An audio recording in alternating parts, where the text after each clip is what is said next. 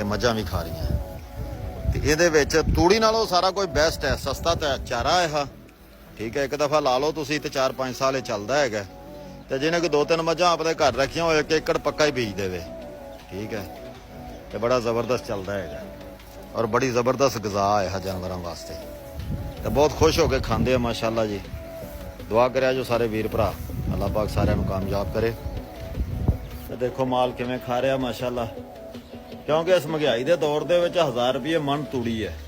ਠੀਕ ਹੈ ਨਾ, ਤੇ ਇਹ ਰੋਡ ਗਰਾਸ ਜਿਹੜਾ ਕਾਸ਼ ਕੀਤਾ ਹੋਵੇ ਤੇ ਇਹ ਇੱਕ ਵਾਰੀ ਕਟਾਈ ਕਰੋ ਤੇ ਦੂਸਰਾ ਠੀਕ ਮਹੀਨੇ ਬਾਅਦ ਫਿਰ ਦੁਬਾਰਾ ਕਟਾਈ ਕਰੋ ਇਸ ਵਿੱਚ।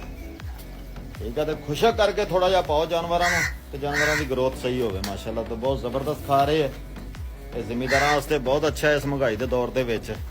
ਠੀਕ ਹੈ, ਖਾਦਾਂ ਵੀ ਮਹਿੰਗੀਆਂ, ਹਰ ਚੀਜ਼ ਮਹਿੰਗੀ ਹੈ।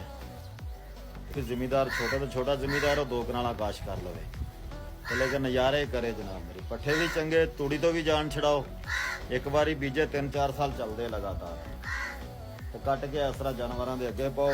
ਜਾਨਵਰ ਵੀ ਖੁਸ਼, ਮਾਲਕ ਵੀ ਖੁਸ਼, ਤੇ ਪਾਕਿਸਤਾਨ ਵੀ ਖੁਸ਼ ਆ। ਅਸਲਾਮ ਅਲੈਕੁਮ।